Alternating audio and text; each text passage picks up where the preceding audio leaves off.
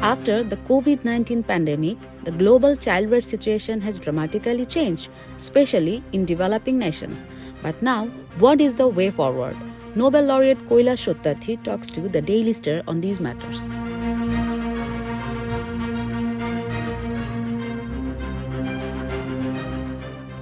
What is the global situation on child rights today?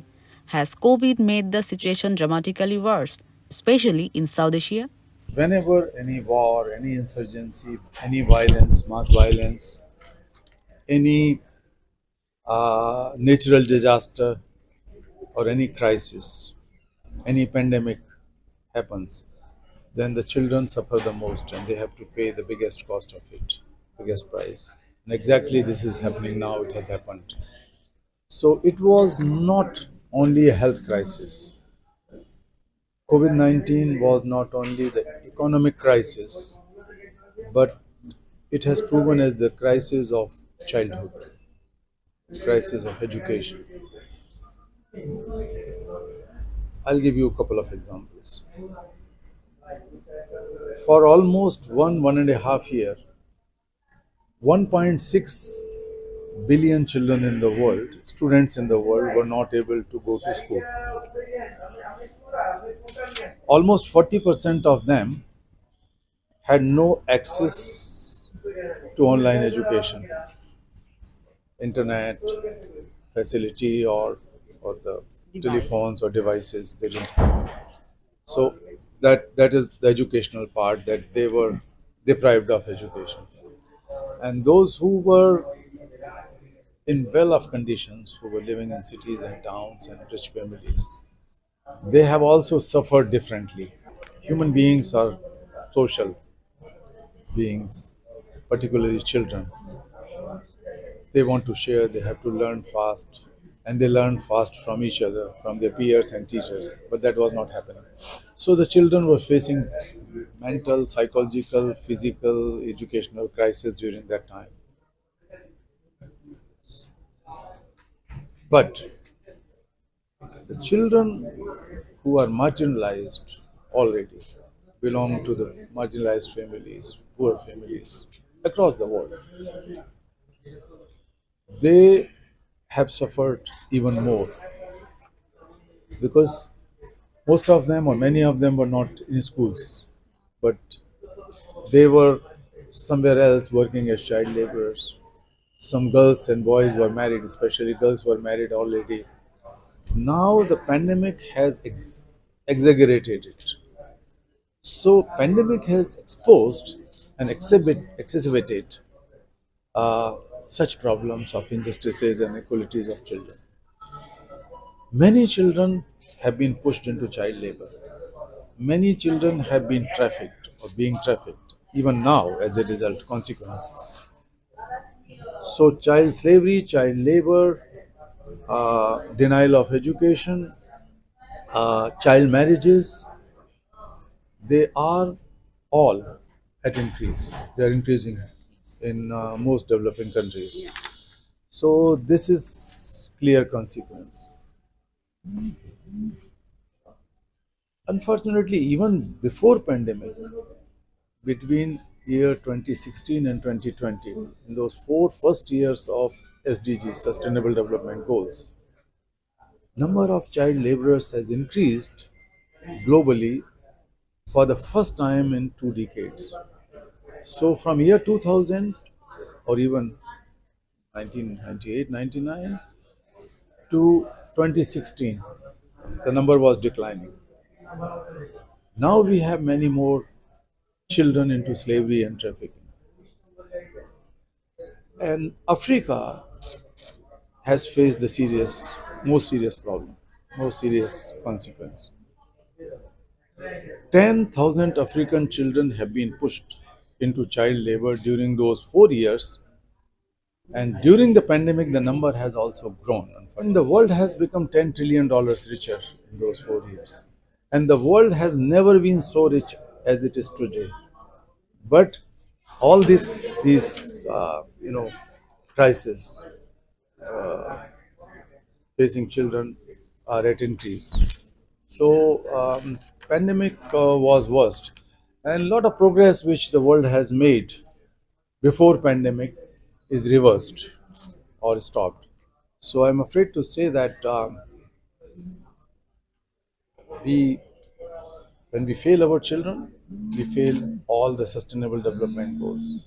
We fail the future, and that is not because only of pandemic, but also because of the global apathy, the global economic injustice, geopolitical injustice, which the developing countries and poor countries, low income countries, have been facing and now are facing.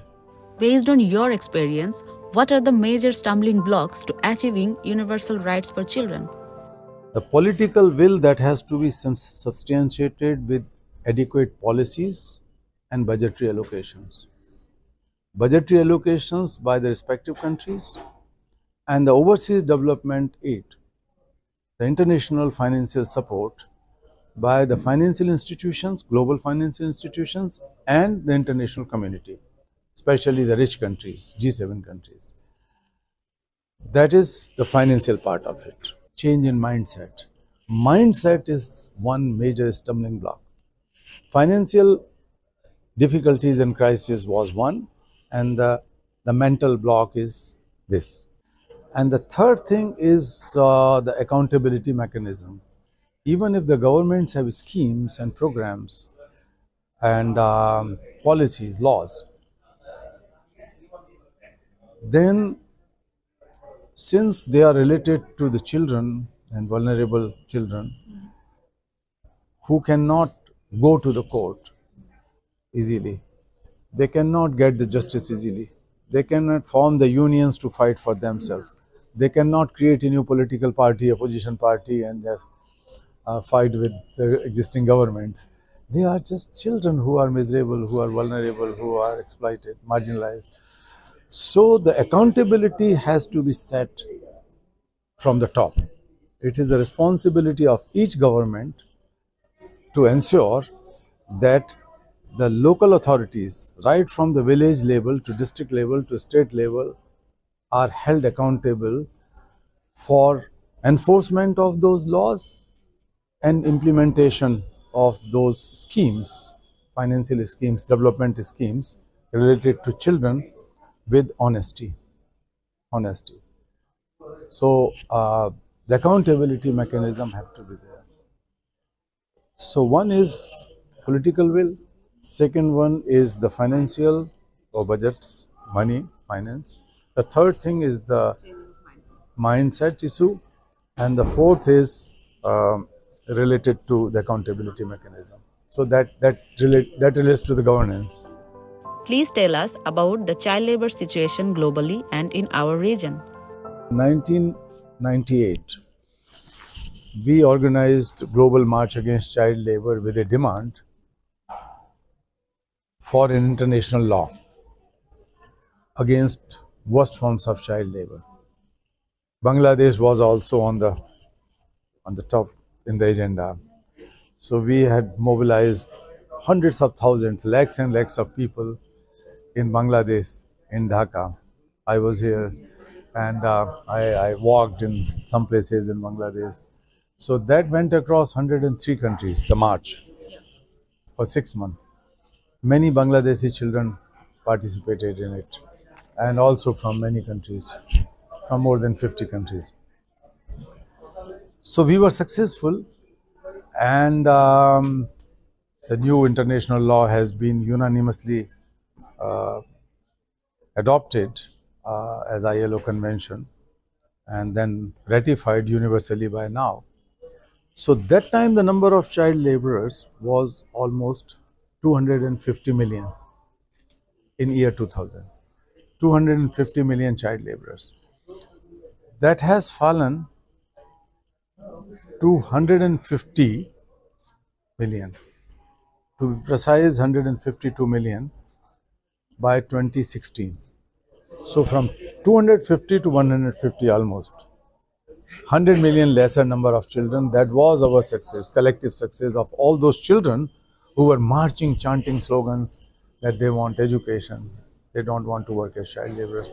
That was one example. Between 2016 to 2020, the number has increased to 160, 150 million, 152 million to 160. So 8 million additional children have been pushed into child labor before pandemic. And after pandemic, there is a fear that another 9 to 10 million children have been already added. We don't have uh, the full-fledged research or study so far. It will come soon.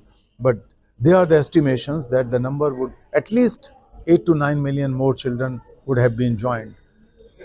So it could have become almost 170 million. Despite a lot of good measures have been taken by the governments, some civil society organizations have also worked hard. But again, they have invested. The developing countries have invested big chunk of their resources in fighting this health crisis and financial crisis, economic crisis, to rescue their uh, ministries and financial institutions and banks and so on. A lot of investment has been made. It was the collective responsibility of the international community, particularly of the rich countries, to support, to help. I'll give you two examples. One was in the middle of pandemic, G7 countries have launched a new fund, what they call the Global Agenda of Action for COVID-19. So, Rich Countries Club has taken out $12 trillion. Initially $8 trillion, then altogether $12 trillion. $12 trillion in this fund or this program, Global Agenda of Action. Though it was titled as Global Agenda of Action, means to support the developing countries and the marginalized people of developing countries, out of these $12 trillion, only 0.13%, not even half percent, 0.13% has been disbursed to the developing nations. So that shows the apathy which I was saying, that the global apathy. IMF has launched a program to address the liquidity crisis, means the financial liquidity. So that was a program. $650 billion have been earmarked by IMF. So the developing countries should have got a fair share into it. But if you compare with an European country and and uh, and the African country, for example, then an European child on an average got $2,000 each out of that money. $2,000, and an African child could benefit only with $60. So something which is propagated as a kind of support or help or cooperation or economic justice, that does not happen. And that's why this becomes much more serious problem in most of the developing countries. What is the most effective way to strengthen the child rights movement in South Asia? May we know some of your suggestions?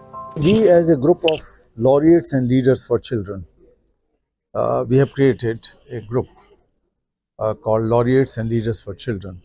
It's a group of Nobel laureates, not only peace laureates, but laureates from other disciplines and the world leaders.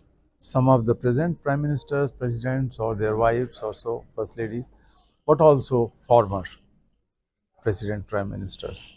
Some princes or kings and queens also the part of it. So that LNL, laureates and leaders, this LNL group has come out with the demand and urged every single country, We have written joint letters on behalf of 90 Nobel laureates and world leaders to each single each single president or prime minister, each single head of the state, with a request to invest in social protection programs. In addition to many other things, social protection programs, social protection measures, like some of the programs related to children, women, marginalized people in Bangladesh or in India or in Brazil, number of places, Nigeria, even the developing countries, many developing countries, Ghana, they they have been very successful, like stipend, like midday meal programs, like uh, some kind of conditional cash transfer, food support in Bangladesh was when the paddy, the dhan was given to children, especially girls, in year 2000, 2001, 2, 3, something like that. Bangladesh has been able to attain the gender parity in primary education. And so when the two journalists are sitting here, both of you are girls because of such programs, and that shows the empowerment of women in Bangladesh. And that is something which should not only be acknowledged, but it has to be, you know, uh, transferred to number of countries in the world. Uh, when in a country or in some countries, not one, but some countries, the education for girls, higher education for girls is denied. In Afghanistan, unfortunately, uh, or the girls in other countries are facing similar problems, then Bangladesh should be a great example for motivation and for political learning. So, anyway, so in this situation, we strongly believe that the social protection measures have been very successful. Social security programs. And therefore, we are working on creation of a global social protection mechanism where there could be a centralized and international mechanism and fund could be generated where the rich countries can pool their money and the developing countries have to demonstrate in adequate investment in education or budgetary allocations in education, in protection of children, in healthcare for children, on children's issues. So, such a mechanism exists in education sector globally that is called uh, GPE, Global Partnership for Education. So, wherever or whosoever developing country is able to prove the political will through policies and programs and budgetary allocations, but still have some financing gap for education, then the money comes from there, from this global partnership for education. So that emerged as a very strong measure. Similarly, we are demanding for creation of a global social protection mechanism for children and girls, women, and all marginalized sections of society. So that could be a pool. It cannot be a different fund, but it is a way that the needy countries can receive funds from the interested rich countries who are showing interest in protection of children. So little more than 1% of the social protection budget of European countries can ensure education, healthcare for all children in the world, freedom for all children and all pregnant women. So that is not a big deal. $53 billion dollars. What drove you to work for the children? Would you like to share some stories that helped you to carry on your struggle? It's my life, it's my mission. I cannot think anything beside that. So, It is not neither a choice nor a career. Um, but I can share two incidents with you. Short. It was the very first day of my schooling. When I went to school at the age of 5 and a half, I saw a boy, cobbler boy, my age, sitting outside the school gate. And that has disturbed me when I saw him, because I was told by my parents and relatives that every child is supposed to go to school after some age. So I started thinking that why is he sitting here? So when I went inside the school and after the introduction, I asked my teacher,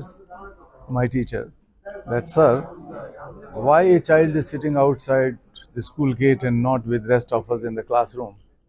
He looked at me. He said, what are you talking? But he said, calm down. This is not uncommon. Poor children have to help and work in the family. So it was difficult for me to grasp that why they have to work for the family. Um so when I came back, I saw the boy still sitting under the open sky, cleaning the shoes, shining the shoes, along with his father.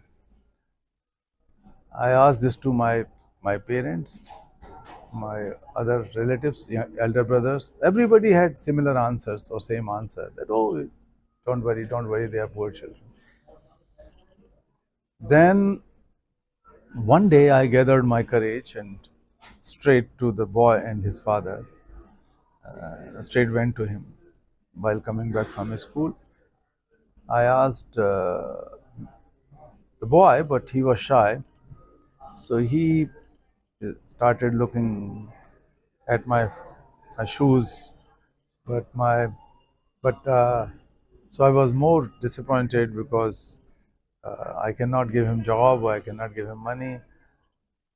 But his father stood up with folded hand because he belonged to a certain low caste in the caste system.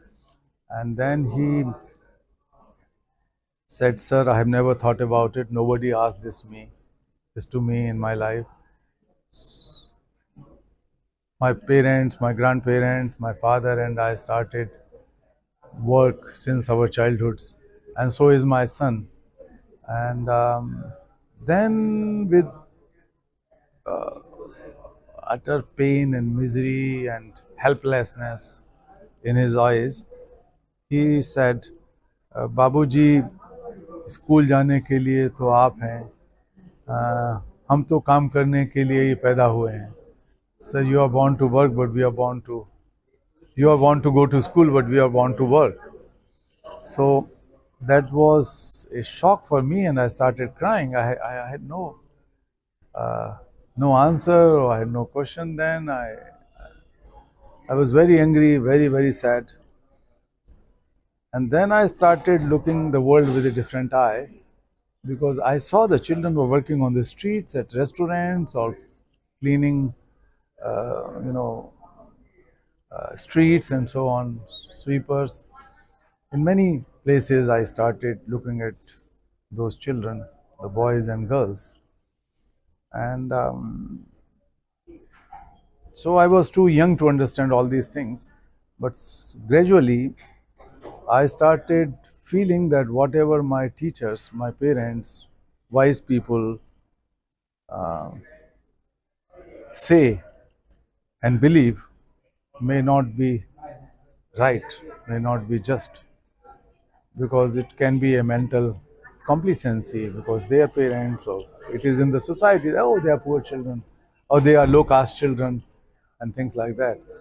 But I started questioning inside me that whatever we learn from others may not be true, may not be right. We have to fight and find our own answers. So I never believed in these kind of things. So that was the first incident. And the second incident, that the eyes of that boy, every day I looked at, and he looked at me, empty eyes, but also with some desire that we can uh, give our shoes to polish and we can give some money, and we were all wearing new shoes. So those eyes I always carried with me. I could not help him, and I could not bring him to school. I was also a child, um, but that was there. So finally, I gave up my career uh, because I followed my passion for such children. I did many things during that time, from my first day of schooling to completion of my engineering and my career, uh, teaching electrical engineering in university, all these things. But eventually I decided to quit, to give up the job. That was very hard because I come from a modest family. My father, who was a policeman, he died when I was young as a child.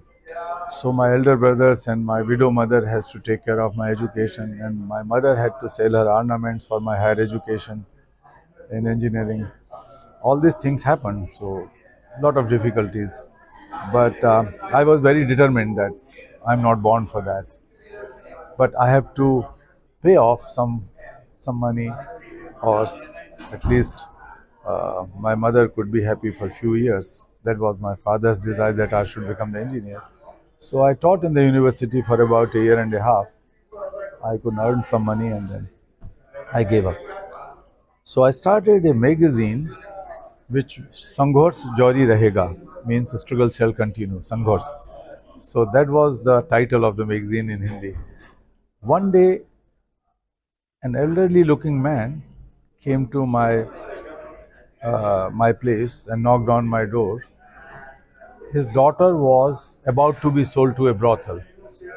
15-year-old who was born and grew up in slavery, because this man and his wife was enslaved. They were trafficked and they were put to work at a brick kiln. His name was Wasal Khan. Wasal Khan's daughter Sabo was 15-year-old who was born and grew up there. So he told his story that how the brothel agents started coming and trying to negotiate the price and the price of the girl, and the slave master, the brick kiln master, was asking for more money for this virgin girl, and all kind of nonsense. So he somehow escaped in a big loaded truck in the middle of the night in search of some hope. And he met a person who was the subscriber of my magazine. So he said that this magazine, this journal is dedicated for such children and such women only and only, because that was a new kind of experiment in journalism in India or elsewhere, that a fortnightly was 100% dedicated, and I was the editor, I was the publisher, I was the proofreader. That time you have to, it was not the computer age. I was the photographer, and I was the the the the reporter and chief reporter, of course, and assistant reporter, associated reporter. I was the seller of that magazine, hawker to take, and as an engineer, I was an engineer few years ago, but I was doing all these things, going to shops and selling it.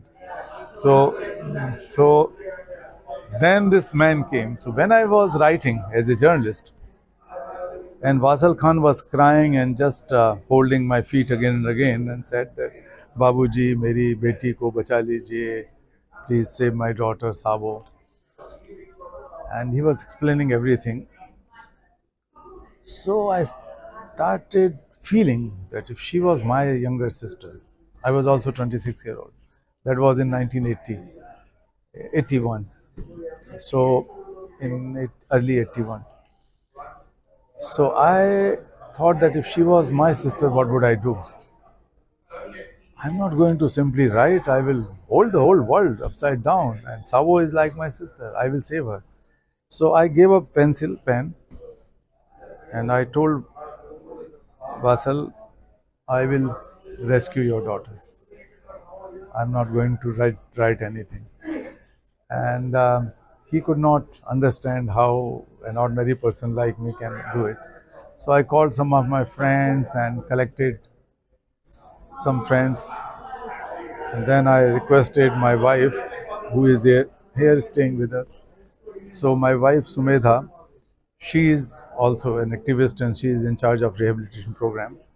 So I told her that take out your wedding ornaments and we are going to sell or mortgage to organize this rescue operation where I need I have to work some logistic things on place because this man was held in slavery far away from Delhi, and we were living in Delhi. So we had to go to Punjab all the way.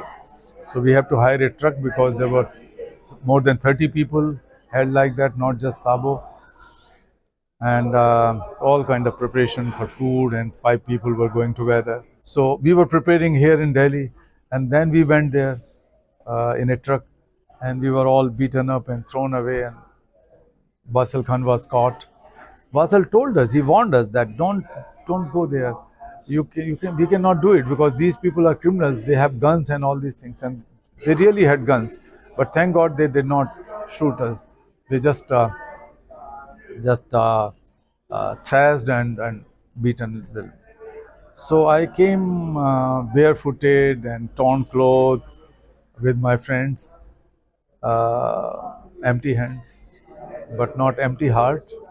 I don't believe in giving up, never. So I strongly feel that the solution of every problem lies in the womb of the problem itself. So if the problem is there, solution is always there. So we should not give up. We have to wait. So we have to be patient, but quite strategic and dedicated. So finally, we were able to go to court. This was the first of such kind of case was registered before the court. We directly approached the court, High Court of Delhi. There was a British provision called habeas corpus, so we went under that provision, and within few days, in fact, in 10-15 days time, all the children, women, and men were freed, including my daughter, my sister, little girl, and it was I cannot explain it in words. That joy. This was the first reported or documented liberation or freedom or rescue of children in the history by civilian effort, by a person. The physical rescue of boys and girls, but also men and women. Their parents were also rescued, all of them, altogether 36 children, women, and men. How did you get engaged to the Bachpan Bachao Andolan? Then we have to create an Andolan. We have to create an organization because I cannot do it alone, or my wife and I.